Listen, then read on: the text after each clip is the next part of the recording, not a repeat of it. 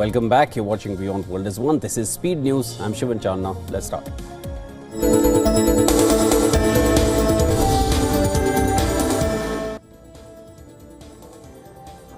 Because no matter how. President Donald Trump has warned that Iran will be bombed if it continues to develop nuclear weapons. Speaking to NBC News, Trump urged Tehran to make a deal soon or face consequences. It was unclear whether Trump has threatened bombing by US planes or perhaps in an operation coordinated with Israel. Trump added that the US officials are in talks with Iranian counterparts, but he didn't give details about the nature of these talks. The president said that he will not impose secondary tariffs on Iran if they sign the nuclear deal with the US. Trump's comments came after Iranian President Masoud Pezeshkian said that Tehran has rejected direct talks with the US but is always open for indirect talks.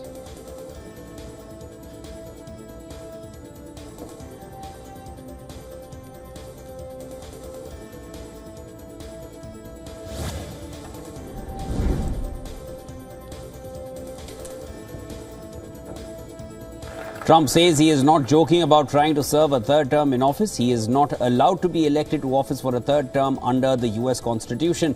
But the US President told NBC News on Sunday that there are always methods by which you can bypass that. Now, that is the clearest indication that Trump has made about serving a third term in office. He is considering ways to breach a constitutional barrier against continuing to lead the country. Later on board Air Force One, Trump also said that he did not want to talk about a third term now because he has a long time to go before third term becomes relevant. But he mentioned that many people have told him to run again.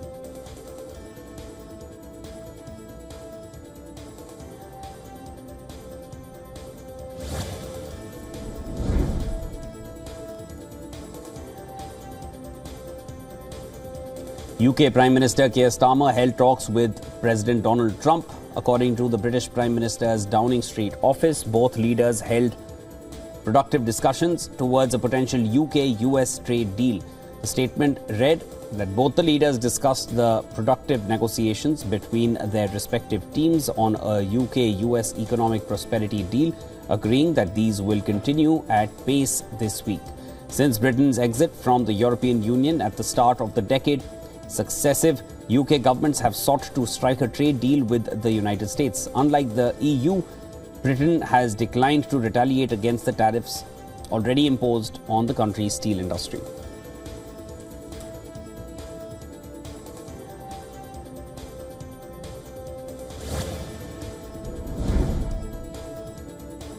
Greenland's Prime Minister Jens Frederik Nielsen has said that his country won't be intimidated by outsiders. This comes as US President Trump claimed that the US will get Greenland.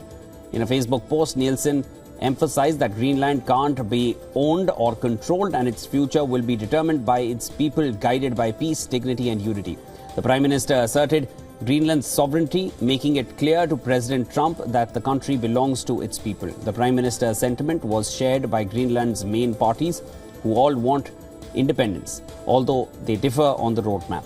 4 of the 5 parties represented in the Greenlandic parliament reached an agreement to form a coalition government last week.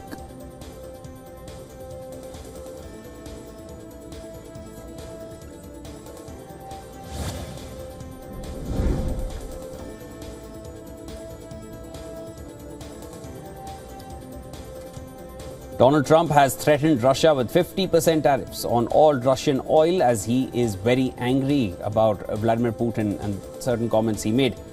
Trump made these comments during a telephonic interview with NBC News. Trump said that he was miffed about Putin's recent attack on Ukrainian President Zelensky, which questioned his credibility. The US president warned that he would impose a 50% secondary tariff on countries buying Russian oil if he was unable to make a deal to stop the bloodshed in Ukraine, a conflict which he said was Russia's fault. Trump later reiterated his comments on board the Air Force One, adding that Putin is supposed to make a peace deal with Zelensky whether he liked him or not.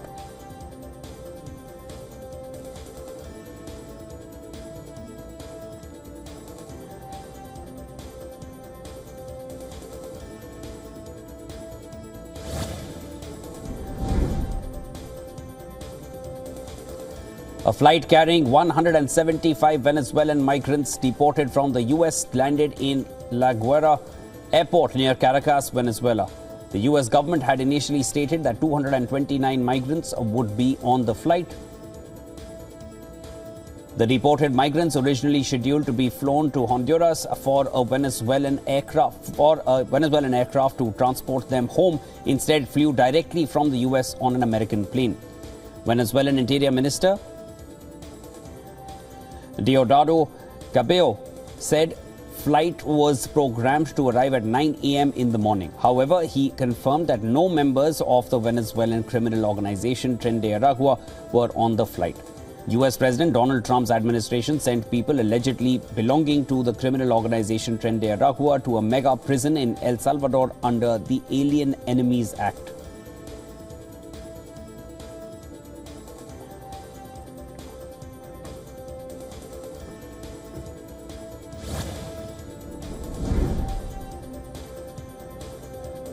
Israeli Prime Minister says he has offered to let Hamas leaders leave the Gaza Strip, but only if the group abandons its arms. Speaking at a cabinet meeting, Netanyahu said that once Hamas is gone, Israel would take care of the general security in the Gaza Strip, and it plans to implement US President Donald Trump's voluntary immigration plan. Amidst mounting criticism over his policies on the return of hostages, Netanyahu said the increased military pressure on Hamas was creating the conditions for the release of hostages.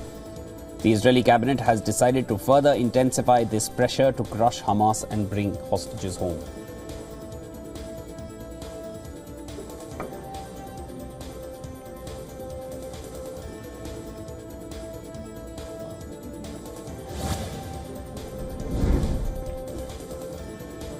Benjamin Netanyahu has welcomed his Greek counterpart, Kyriakos Mitsotakis, in Jerusalem. During a meeting, both the leaders lauded their strong ties and discussed issues relating to security and economic cooperation. Mitsotakis highlighted the security challenges that are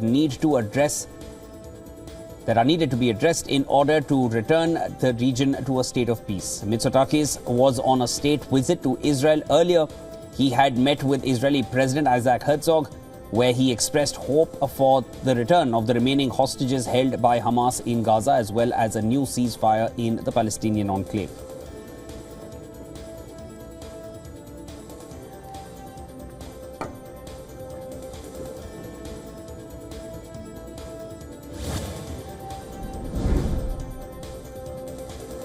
The Houthi rebels in Yemen say they fired a ballistic missile called Zulfikar on Israel on Sunday.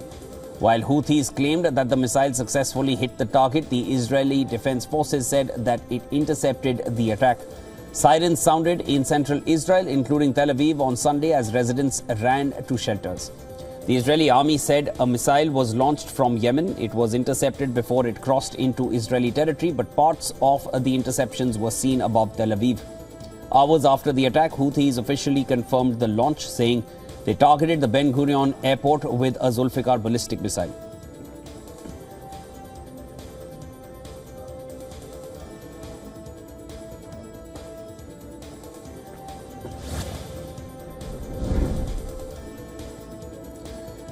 For the seventh straight Sunday, the Vatican released the text of Pope Francis' Angelus after the 88-year-old pontiff's frail health prevented him from delivering the prayer in person.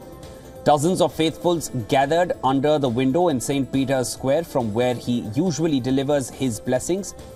However, the window remained closed as the Pope recovers from a life-threatening case of pneumonia.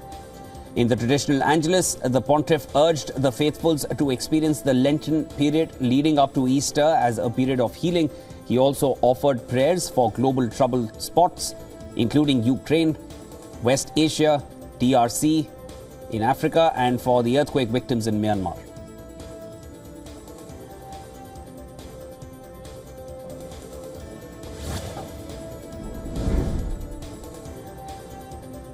Residents and rescue workers continue to scour collapsed buildings in Myanmar to search for survivors. This is after aftershocks rattled the devastated country, including the city of Mandalay. A massive earthquake of 7.7 magnitude struck the country on the 28th of March. More than 1,700 people have died, with the toll expected to rise. Heart-wrenching videos show rescuers trying to save lives stuck under the rubble for hours. In Myanmar's Mandalay, rescuers pulled a pregnant woman from a collapsed apartment block after more than 55 hours under the rubble. Her leg had to be amputated to rescue her from the rubble, but she was later pronounced dead after rescuers failed to resuscitate her.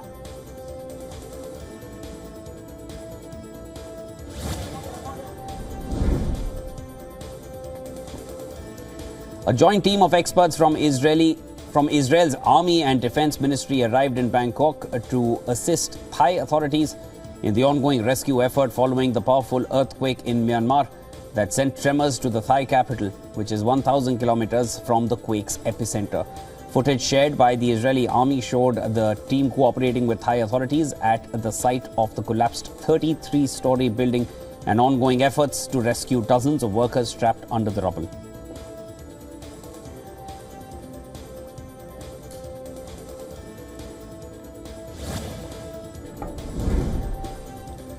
Jailed former Prime Minister and Chief of Pakistan Tehreek-e-Insaf Party, Imran Khan, has been given new clothing and essentials. On the occasion of Eid, he is lodged at the central jail in Rawalpindi on the charges of corruption. As per the reports, 4 new outfits, a pair of shoes and a waistcoat were provided to Imran Khan for Eid celebrations. The articles were handed over to the jail authorities by one Aslam Shah for delivery to the PTI chief. The development comes after Imran Khan's legal team filed multiple petitions in the court regarding harsh conditions and access to specific facilities within the jail premises. The anti-terrorism court at Rawalpindi has postponed several proceedings against Imran Khan related to other cases until Eid is over.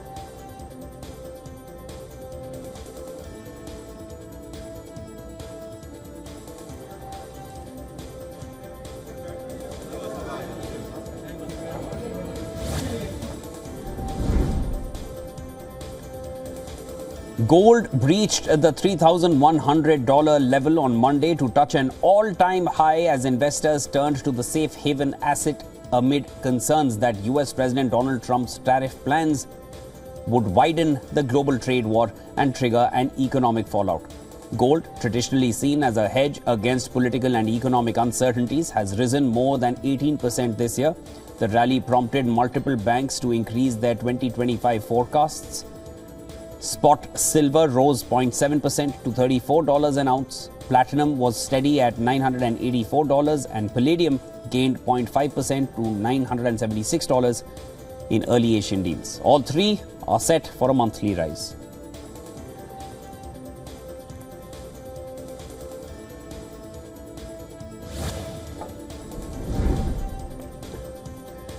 The safe haven Japanese yen strengthened as traders worried that US President Trump's tariffs would ignite inflation and crimp economic growth. Markets are nervous ahead of a new round of reciprocal levies that the White House is due to announce on Wednesday. Details are scarce, but Trump said late on Sunday that essentially all countries will be slapped with duties this week. The Swiss franc, another traditional safe haven, started the day by rising 0.3%. The US dollar index, which measures the currency against 6 major peers, sagged 0.12%.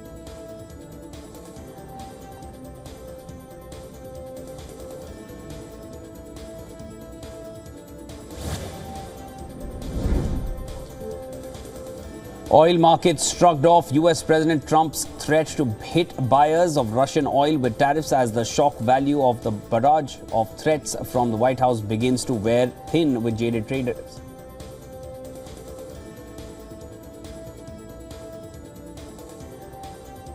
Trump's off-the-cuff proposal to hit any country buying Russian oil with a 25% to 50% tariff would be significant for oil markets if it turned into an order. But analysts and traders questioned whether the president's latest threat was serious.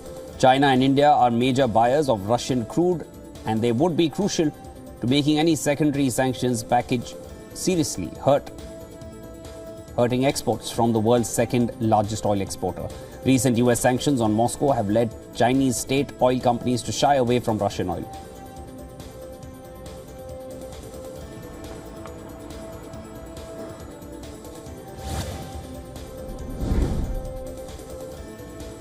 Trump said a deal with TikTok's Chinese parent ByteDance to sell the short video app used by 170 million Americans would be struck before a deadline on Saturday. Trump set the April 5th deadline in January for TikTok to find a non-Chinese buyer or face a US ban on national security grounds due to have taken effect that month under a 2024 law. Reuters reported on Friday, private equity firm Blackstone is evaluating making a small minority investment in TikTok's US operations. TikTok did not respond to Reuters' request for a comment.